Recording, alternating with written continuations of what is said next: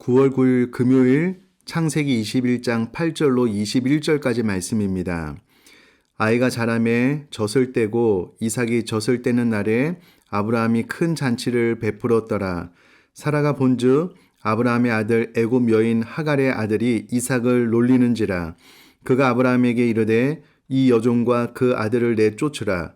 이 종의 아들은 내 아들 이삭과 함께 기업을 얻지 못하리라 하므로 아브라함이 그의 아들로 말미암아 그 일이 매우 근심이 되었더니 하나님이 아브라함에게 이르시되 내 아이나 내 여종으로 말미암아 근심하지 말고 사라가 내게 이런 말을 다 들으라.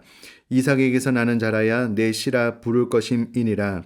그러나 여종의 아들도 내 씨니 내가 그로 한 민족을 이루게 하리라 하신지라. 아브라함이 아침에 일찍이 일어나 떡과 물 한 가죽 부대를 가져다가 하갈의 어깨에 메어주고 그 아이를 데리고 가게 하니 하갈이 나가서 브엘세바 광야에서 방황하더니 가죽 부대의 물이 떨어진지라. 그 자식을 관목 덤불 아래에 두고 이르되 아이가 죽는 것을 참아보지 못하겠다 하고 화살한 바탕 거리 떨어져 마주 앉아 바라보며 소리내어 우니 하나님이 그 어린아이의 소리를 들으셨으므로 하나님의 사자가 하늘에서부터 하갈을 불러 이르되 하갈아 무슨 일이냐 두려워하지 말라. 하나님이 저기 있는 아이의 소리를 들으셨나니 일어나 아이를 일으켜 내 손으로 붙들라. 그가 큰 민족을 이루게 하리라 하시니라. 하나님이 하갈의 눈을 밝히셨으므로 샘물을 보고 가서 가죽 부대에 물을 채우다가 그 아이에게 마시게 하였더라. 하나님이 그 아이와 함께 계심에 그가 장성하여 광야에서 거주하며 활 쏘는 자가 되었더니 그가 바람 광야에 거주할 때에 그의 어머니가 그를 위하여 애굽 땅에서 아내를 얻어 주었더라. 아멘. 오늘 본문 말씀 안에도 우리가 반드시 좀 알아야 될 몇 가지 지혜, 영적인 원리가 담겨져 있습니다. 우선의 8절 말씀을 보면 아이가 자라매 젖을 떼고 이삭이 젖을 떼는 날에 아브라함이 큰 잔치를 베풀었다라고 기록이 되어져 있습니다.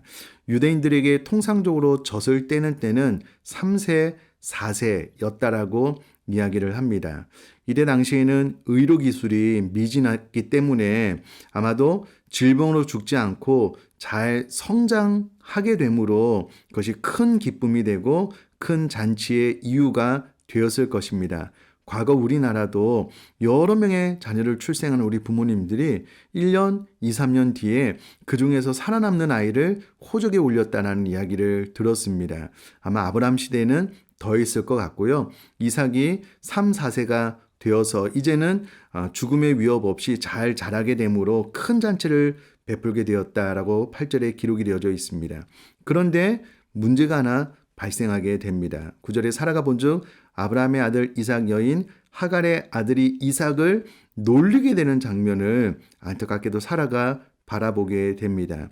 이때 당시 이스마엘의 나이가 17, 18세의 소년으로 추측을 해볼 수가 있는데요. 이미 장성했기 때문에 이스마엘에게 있어서 이삭의 출생은 그의 상속권을 빼앗기는 것을 의미했기 때문에 아마 이스마엘 입장에서는 이삭이 싫었을 것입니다. 그래서 이삭을 놀리는 그런 사건이 발생하게 되고요. 이로 인하여 사라가 아브라함에게 여종과 그 아들을 내어 쫓으라 라고 요구하게 됩니다.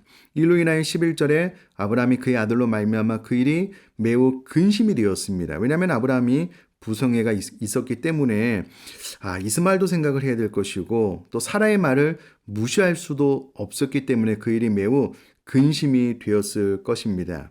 여기서 우선에 우리가 한 가지 교훈을 받아야 될 것이 무엇이냐면요. 결국 아브라함은 하나님의 말씀을 듣고 이스마엘 그리고 하갈을 떡과 물 한 가죽 부대를 지어주고 떠나보내게 됩니다. 참 안타까운 것은 이스마엘이 그가 한 행동이 어떠한 결과에 도달할지 전혀 알지 못했습니다. 정말 이스마엘은 해서는 안 되는 일을 하게 되었고요. 이 일로 인하여 그의 어머니와 함께 브엘세바 광야로 쫓겨나가게 됩니다. 그러니까 상황 파악의 능력이 부족한 것이죠. 본인의 행동이 어떤 결과에 도달할지 잘 알지 못한 겁니다. 물론 우리가 사람인 이상 이와 같은 한계를 다 가지고 있기는 합니다. 그러나 저는 이 말씀을 통해서 하나님 앞에 그렇게 기도가 되더라고요. 하나님, 상황 파악의 능력이 잘 유지될 수 있도록 내가 어떤 행동을 하거나 말을 했을 때 그 결과가 어떻게 될지에 대해서 절대 놓치지 않는 그런 지혜가 있을 수 있도록 기도하게 되더라고요. 이스마엘은 안타깝게 이삭을 놀림으로 말미암아 참 안타까운 결과에 도달하게 되었는데 우리는 이 본문을 통해서 하늘의 지혜를 구할 수 있게 되기를 간절히 바랍니다. 자, 하갈이 브엘세바 광야에서 방황하다는 말은 옆길로 빗나가다라는 그런 말입니다. 19절 말씀 보니까는 샘물이 있었어요. 바로 옆에 우물이 있었는데 그 우물을 찾지 못하고 옆길로 빗나가게 되었습니다. 결국 15절에 가죽 부대의 물이 다 떨어지게 되므로 그의 자식이 목말라 죽는 것을 참아보지 못하게 되므로 16절에 화살 한바탕 거리 떨어져 마주 앉아 바라보며 소리내어 울었다라고 기록이 되어져 있습니다. 이는 하나님이 아브라함에게 하신 약속을 몰랐기 때문에 소리내어서 울었고요. 또 안타까운 것은 바로 옆에 샘물이 있었음에도 불구하고 시야가 좁아진 나머지 그 우물을 찾지 못하게 된 안타까움이 있습니다. 결국 소리내어 우는 것 때문에 하나님이 하갈의 또 어린아이의 기도를 들으셔서 응답을 해주시는데 하갈에게 무슨 일이냐 두려워하지 말라 하나님이 저기 있는 아이의 소리를 들으셨다. 18절에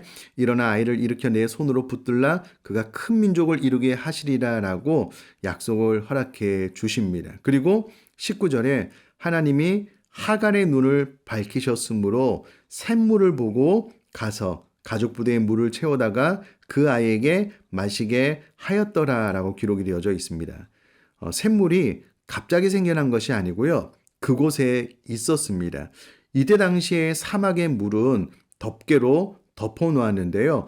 표시를 해 놓아서 이와 같이 광야를 지나가는 나그네들이 잘 발견하고 먹을 수 있도록 배려가 되어져 있었습니다. 그런데 하갈과 이스마엘은 이와 같은 샘물을 발견하지 못하고 정말 죽음 직전에 이르게 되었는데요. 하나님이 하갈의 눈을 밝히셨다. 그래서 샘물을 보게 하셨다라고 19절에 기록이 되어져 있습니다. 밝히셨다라는 말을 원어로 보니까는요. 소경의 시력을 회복시키다. 보이지 않던 것들을 볼 수 있게 해주다라는 의미가 있습니다. 전에는 보지 못했는데 이제는 볼 수 있게 해 주었으므로 샘물을 보게 되므로 생명을 유지할 수 있었다라는 그런 기록입니다. 저는 이 말씀을 영적으로 좀 마음속에 새기면서 결국은 우리가 우물, 샘물, 생명을 선택할 수 있는 눈을 가지고 있어야 되겠구나. 보이지 않던 것들을 볼 수 있는 영안이 열려야 되겠구나.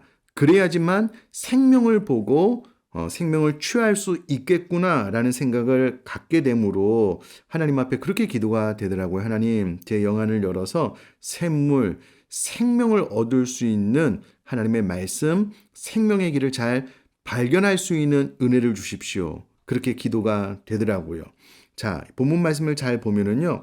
하갈은 눈이 밝혀지기 전에는 샘물을 발견하지 못하고 죽음 직전까지 갔습니다. 그러나 눈이 열려지는 순간 샘물을 발견하게 되고 생명의 기운을 회복하게 된 것을 기억한다면 우리 사랑하는 성도님의 신앙생활 가운데도 반드시 영안이 열릴 수 있도록 생명의 길을 잘 발견하고 이와 같은 생물을 잘 발견할 수 있는 눈이 열려질 수 있기를 주님의 이름으로 축복합니다. 제가 한번 기도하겠습니다.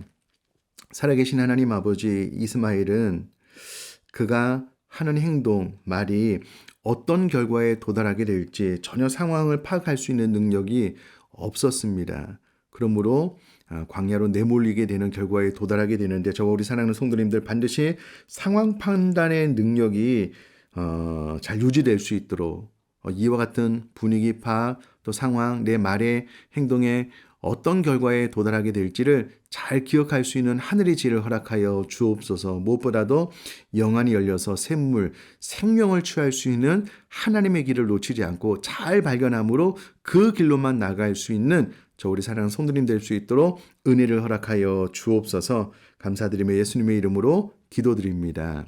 아멘.